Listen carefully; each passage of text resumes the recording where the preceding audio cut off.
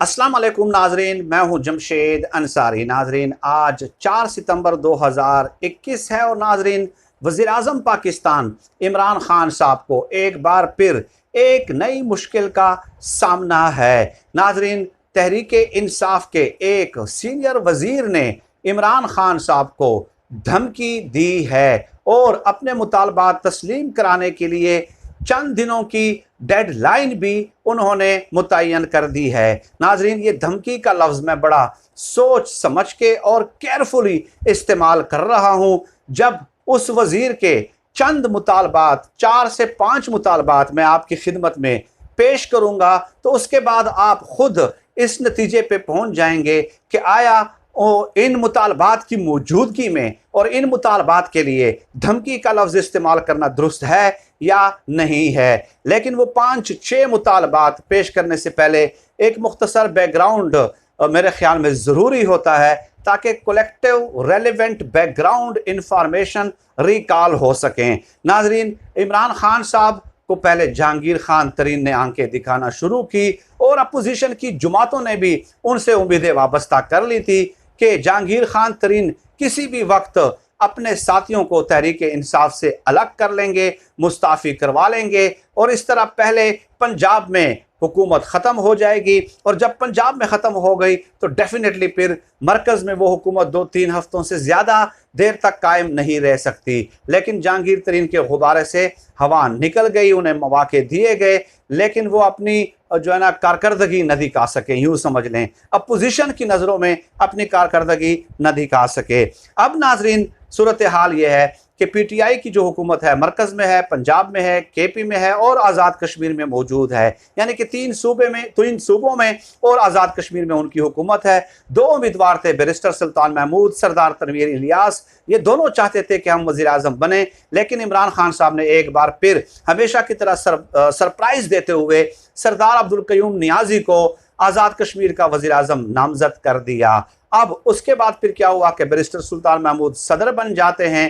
अब आते हैं खबर पे, सरदार तनवीर इलियास साहब जो हैं वो चाहते हैं कि चूंकि उन्होंने तहरीक इंसाफ में इन्वेस्टमेंट की है, डेफिनेटली वो एक बिजनेसमैन हैं और सियासत को भी बिजनेस के पर्सपेक्टिव से, बिजनेस के तनाजुर में देखने की कोशिश करते हैं। और उनका ये कहना है कि आज़ाद कश्मीर इलेक्शन में मैंने बड़ा पैसा लुटाया और मैं वज़ारत उज़्मा का ख्वाब देख रहा था। ये तो डेफिनेटली ना, क्योंकि बैरिस्टर सुल्तान महमूद और सरदार तनवीर इलियास दोनों ये ख्वाब देख रहे थे, लेकिन दोनों के ये ख्वाब पाया तकमील तक नहीं पहुँच सके। चुनाचे उन्हें एक सीनियर वज़ीर का ओहदा दिया गया।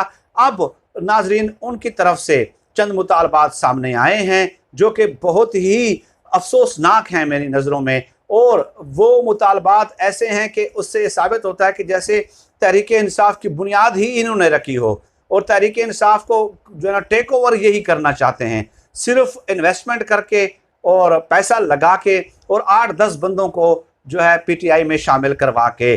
चुनाचे उन्होंने इमरान खान साहब को 4-5 मुतालबात पेश किए, इनडायरेक्टली आज़ाद कश्मीर के वज़ीर आज़म के थ्रू।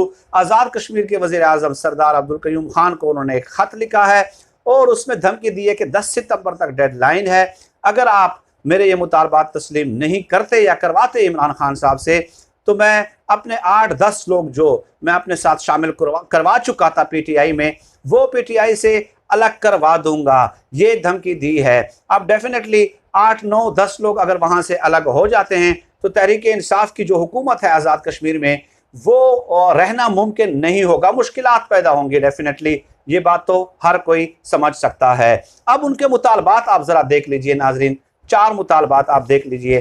पहला मुतालबा उनका ये है कि मुझे आज़ाद कश्मीर तहरीक इंसाफ का जो है ना वो सदर बनाया जाए, यानी कि पार्टी ओहदा दिया जाए, आज़ाद कश्मीर में पीटीआई का प्रेसिडेंट मुझे बना दिया जाए।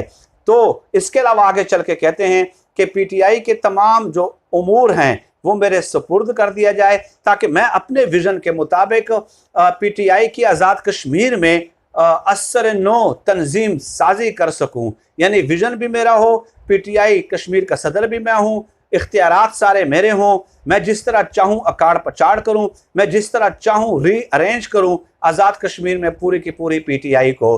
तो ये इख्तियार क्या एक ऐसे शख्स को दिया जा सकता है कि आप मुख्तार कुल हो गए, आज़ाद कश्मीर पीटीआई आपके हवाले हो गई, आप उसके सरबराह हो गए, आप जो दिल में आए आप करते जाएं? तो ऐसा तो मेरे ख्याल में जमहूरियत में कभी मुमकिन ना होता है और ना ही हो सकता है और ना ही होना चाहिए। इसके अलावा वो कहते हैं कि मुझे सीनियर वजीर नहीं बल्कि वजीर दाखिला बनाया जाए या वजीर इंतज़ामिया बनाया जाए। अब तीसरी जो शर्त है नाज़रीन, वो ज़रा आप मुलाहिज़ा कर लीजिए कि एहतसाब ब्यूरो के चेयरमैन की असर नो जो है ना तश्कील की जाए, एहतसाब ब्यूरो के चेयरमैन की, और एहतसाब ब्यूरो का जो चेयरमैन होगा वो अदालत का रिटायर्ड जज होगा और उसकी तैनाती मेरी सिफारिश पे की जाएगी। यानी एहतसाब ब्यूरो की असर नो तश्कील भी होगी, नया बनाया जाएगा एक सेटअप।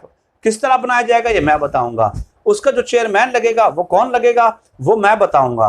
तो ये इख्तियारात भी आप ले रहे हैं। इसके अलावा आज़ाद कश्मीर के जो आईजीपी हैं, दीगर सीनियर पुलिस अफसरान हैं और इसके अलावा जो दीगर इंतज़ामी अफसरान हैं वो तमाम तर जो है ना वज़ीर-ए-आज़म पाबंद होंगे।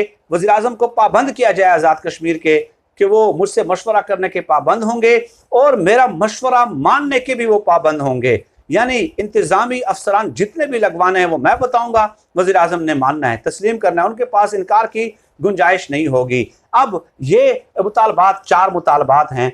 आप मुझे बताइए कि एक तो आप कह रहे हैं कि 10 तारीख तक डेडलाइन है, आज़ाद कश्मीर के वज़ीर-ए-आज़म को आप ख़त लिख रहे हैं, आज़ाद कश्मीर के वज़ीर-ए-आज़म के कल परसों इमरान खान साहब से मुलाकात हुई है, ये तमाम चीज़ें पेश कर दी हैं कि ये मुतालबात हैं, तो इसकी मौजूदगी में हम क्या कर सकते हैं, ये किस तरह और क्यों कर तस्लीम किए जा सकते हैं। तो ये इनडायरेक्टली इमरान खान साहब को उन्होंने धमकी दी है, इमरान खान साहब को, कि भाई सारे इख्तियारात मुझे देंगे, मैंने इन्वेस्टमेंट की है, मेरी इन्वेस्टमेंट कैश इस तरह होगी कि मुझे आपने वज़ीर-ए-आज़म नहीं बनाया, लिहाजा मैं 8-10 बंदे अलग कर दूंगा। तो इमरान खान साहब ने कल इजलास भी बुलाया, इस हवाले से मुशावरत भी की गई और इस मामले को सेटल्ड करने का भी मशवरा किया। और इमरान खान साहब बहुत गुस्से में थे कि या इस तरह की ब्लैकमेलिंग एटलीस्ट नहीं होनी चाहिए, और डेफिनेटली ये ब्लैकमेलिंग के जुमरे में आता है। तो नाजरीन, वो जो कहते हैं ना सराइकी में कि आका दी को तो सुनावा नू को, तो बेटी को कहना और बहू को सुनाने वाली बात है। आज़ाद कश्मीर के वज़ीर-ए-आज़म को आप ख़त लिख रहे हैं, तमाम इख्तियारात पीटीआई के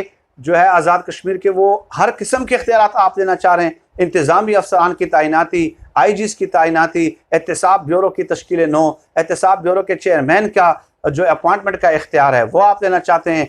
आज़ाद कश्मीर को मैं पार्टी के साथ क्या करना है क्या नहीं करना वो मेरा विजन होगा, वो मैं फैसला करूँगा। तो भाई आप फिर बानी बन गए फिर पीटीआई के। तो इमरान खान साहब के लिए डेफिनेटली ये चीज़ कतई तौर पे काबिल बर्दाश्त नहीं है।